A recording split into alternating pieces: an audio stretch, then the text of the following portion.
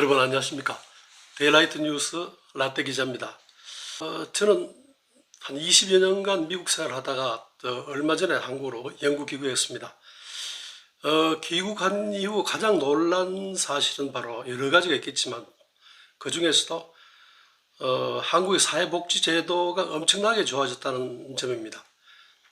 현재 제가 살고 있는 강원도 영월은 물론이고 종종 들리는 정선, 평창 지역 등을 보면은 각종 사회보장 기구나 제도가 엄청나게 좋아졌다는 것을 느끼고 깜짝 놀라곤 합니다. 이렇게 발전한 사회보장 시스템을 보면서 저는 제가 현역 기자 시절에 취재했던 노인정, 참 비참했던 그 노인정 문제가 생각났습니다. 1977년 11월 초에 날씨가 이제 좀 쌀쌀해지자 이 계절에 맞는, 이 추위에 맞는 어떤 기사를 만들어 보다 싶어서 소위 제가 출입하고 있던 곳을 일대를 많이 뒤지고 다녔죠. 그러다가 어느 날 당시 효창구장 근처에 있던 노인문제연구소를 방문했습니다. 가서 그 당시 박재관 소장님하고 얘기를 하다가 한국 노인정이 여러 가지 꽤 숫자는 되지만은 시설이 너무 형편없는 곳이 많다는 겁니다. 특히 놀란 것은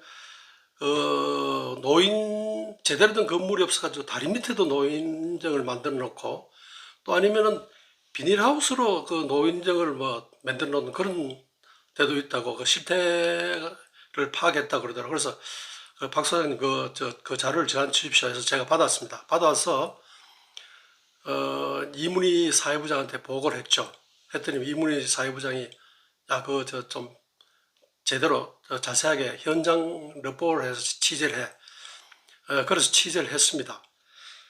그때 취재했던 기사가 이렇게 한국일보 사회문 7면 톱으로 났습니다. 그 당시 기사를 내용을 잠깐 한번 볼까요? 톱으로 나간 이 기사는 제목이 다리 밑 움막집 노인정이라는 것입니다.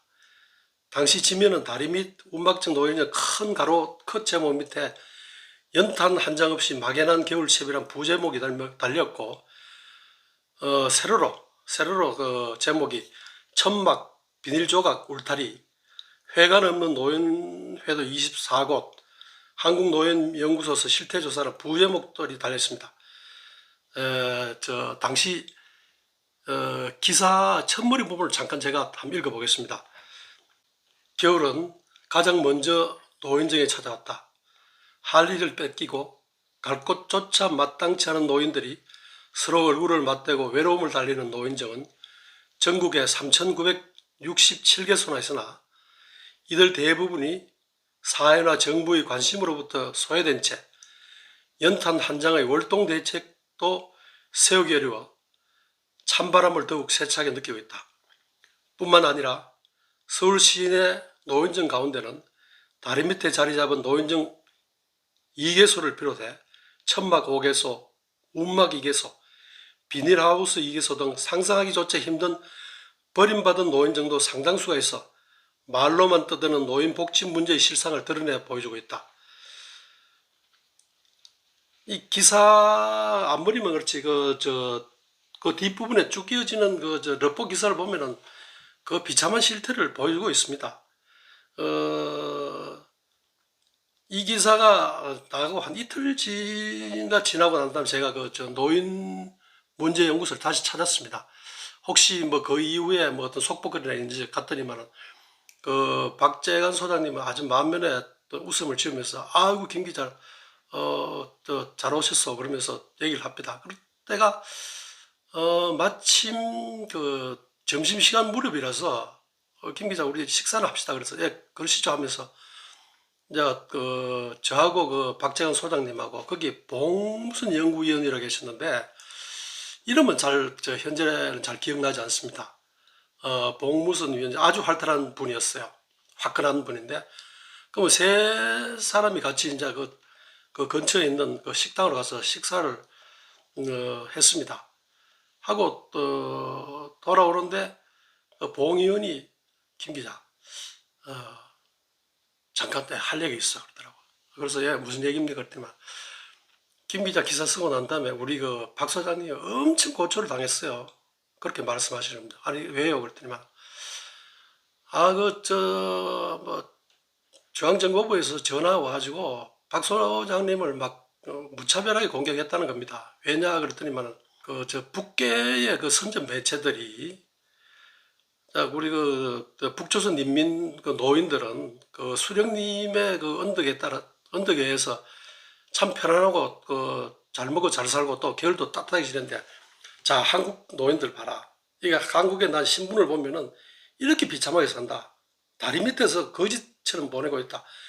이런 거를 막 떠들면서 한국을 비방하면서 체제 선전을 했다는 겁니다. 아마 그건 아마 사실일 가능성도 있습니다. 그건 확인 안 됩니다만. 그러니까 이제 그 당시에 말하자면 엄청난 사회 각 방면에 엄청난 프레셔를 가하고 있던 중앙정보부 담당 직원이 박 사장님한테 그랬다는 겁니다. 소위 왜 있다고 기사를 내보내게 하느냐고 엄청나게 공박했다는 거예요. 근데 우리 봉 위원 하는 말씀이 근데 우리 박 사장님 발언하는 거는 김 기자 깜짝 놀랐어요. 왜 그렇습니까? 그랬더니 김 기자도 보시다시피 우리 박 소장님이 연세가 나이에 비해서 연세가 들어 보이잖아요. 우리 박 소장님이 아마 50대 한 초중반밖에 안 되는데 안 돼 보이고 또 그렇지만은 노인 문제 때문에 노인들하고 접촉해서 그런지 허리도 구부정하고 그래서 그분 본 나이보다 한 10여 살 위로 보인다는 거예요. 그래서 사실 저도 그 정도 나이로 봤습니다. 근데 50대 초중반밖에 안 된다고요. 저도 깜짝 놀랐네요. 그랬더니만 그렇게 좀 나약한 노인처럼 보이는 그분이 엄청나게 반박을 했다는 겁니다. 여보시오. 내가 준 자료에 잘못된 부분이 있느냐? 예를 들어서 다리 밑 노인정이나 뭐 비닐하우스 노인정이 숫자를 오히려 과장했거나 뭐 그런 적이 있느냐? 그런 게 있으면 되나? 또 그리고 한국일보 기사도 내가 준 자료를 바탕으로 기사를 썼기 때문에 전혀 어떤 과장이나 허위 기사가 아니라고 본다. 그리고 어떤 노인에 대한 어떤 관심 때문에 현장 취재까지 해서 사진까지 내고 했는데 그게 뭘 잘못이냐? 소위 당신네들은 이런 걸 가지고 오히려 한국 노인 문제를 좀 더 애정 있게 다뤄야 되는 거 아니야? 그렇게 막 공박을 했다는 겁니다. 그래서 하여튼 봉 의원 말씀이 하여튼 우리 소장님이 그렇게 파이팅 넘치는 분인 줄 몰랐다고. 사실 저도 그 얘기를 듣고 깜짝 놀랐습니다. 참 평소 참 온화하게 보이시고 또 연세도 꽤 들어 보이시는 분이 그렇게 주택에 말씀하셨다는 얘기를 듣고 저도 깜짝 놀랐죠. 제가 박 소장님한테 그래도 일단은 우리 기사 때문에 고초를 겪었으니까 말씀을 드려야 될 것 같아서 이제 박 소장님한테 그랬죠. 박 소장님 우리 제 기사 때문에 많이 고초를 겪었다는데 죄송합니다. 할 때는 아니 김 기자 내한테 죄송할 게 뭐가 있어요? 봉 의원이 얘기를 했는 모양인데 전혀 그걸 걱정할 필요 없습니다.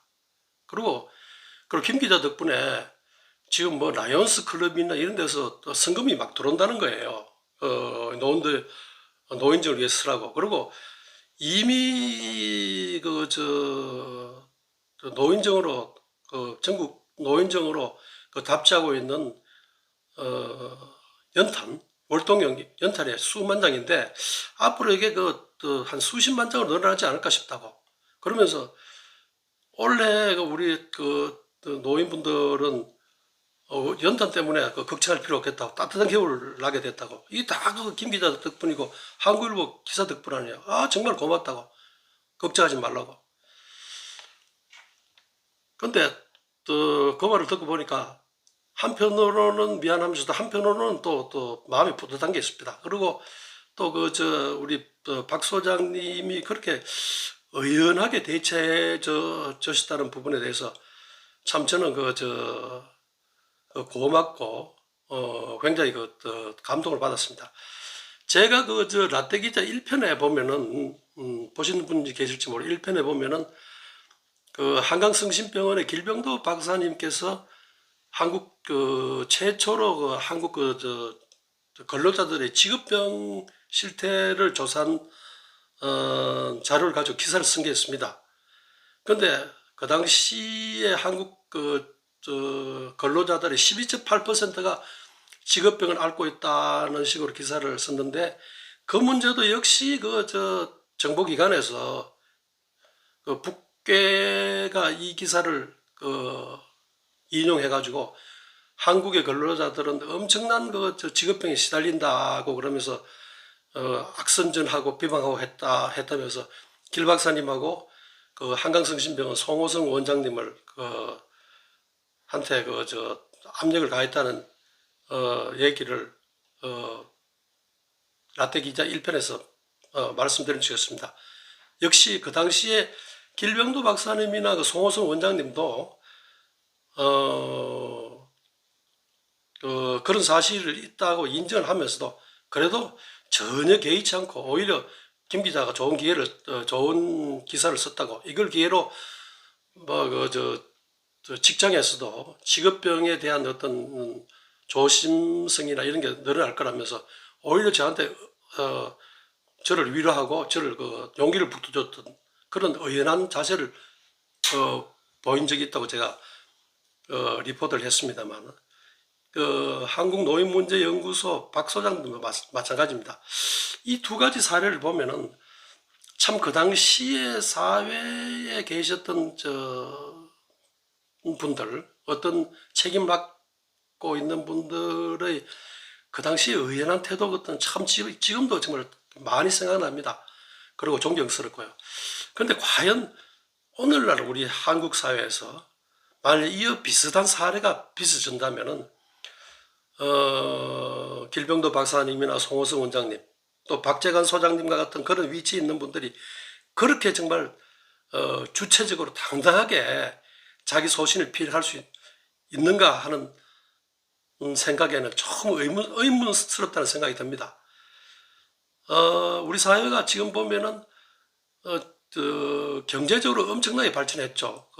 세계 경제 10위권 내지 11위권 국가가 됐고, 또 그다음에 K-팝이니 소위 K-문화 이런 게 전 세계를 강타하고 있지 않습니까? 모든 면에서는 그렇게 발전하고 긍정적으로 변해가는데, 이와 같은 그런 부분, 예를 들어서 권력을 가진 자의 말에 끽소리하지 못하고 그에 따르고 내동하고 하는 그런 문제는 오히려 더 옛날보다 퇴보했다는 생각이 들어서 좀 안타까운 생각이 듭니다. 박 소장님 문제로 좀 돌아가자면, 박 소장님은 한국노인문제연구소를 아마 본인이 직접 창설하셨을 겁니다. 본인이 직접 창설하셨고, 그 다음에 노인문제연구소를 기반으로 해서 한국 노인학회도 만드는 데 주도적으로 관여를 하셨고, 여러 가지 노인문제 복지 시스템이 발전하는데 결정적인 역할을 많이 했습니다. 그분은 이번 리포트를 준비하면서 제가 인터넷 웹사이트를 뒤져보니까 2020년, 그러니까 작년인가요? 돌아가셨더구만요. 2020년 7월 31일 향년 96세를 일기로 세상을 떠나셨네요. 1970년대 산업화 시대로 도시화가 되고 전통적인 가족 문화가 해체될 때 노인 문제는 커져가기만 시작했죠. 노인들의 소외, 노인들의 건강 문제, 아무도 거들떠 노인 문제도 아무도 거들떠보지 하지도 않았을 때 그때 박재관 소장님이 앞장서서 적극적으로 그 문제를 거론해서 오늘날과 같은 노인 복지 시스템을 만드는데 결정적인 기여를 하셨다고 봅니다. 저는 요즘도 제 주위에서 이렇게 지나가다가 외향적으로 모시고 또 정말 풋풋한 그런 모습의 노인정을 볼 때마다 박재관 소장님이 떠오릅니다. 호랑이는 죽어서 가죽을 남기고 사람은 죽어서 이름을 남긴다고 했습니다. 근데 박재관 소장님은 돌아가시면서 한국 노인 복지 시스템, 한국 노인들의 삶의 질 향상에 결정적인 업적을 남겼다는 말씀을 드리고 싶습니다. 고인의 명복을 빕니다. 네, 여러분 들어주셔서 감사드리고 구독, 좋아요 눌러주시면 더욱더 감사하겠습니다. 안녕히 계십시오.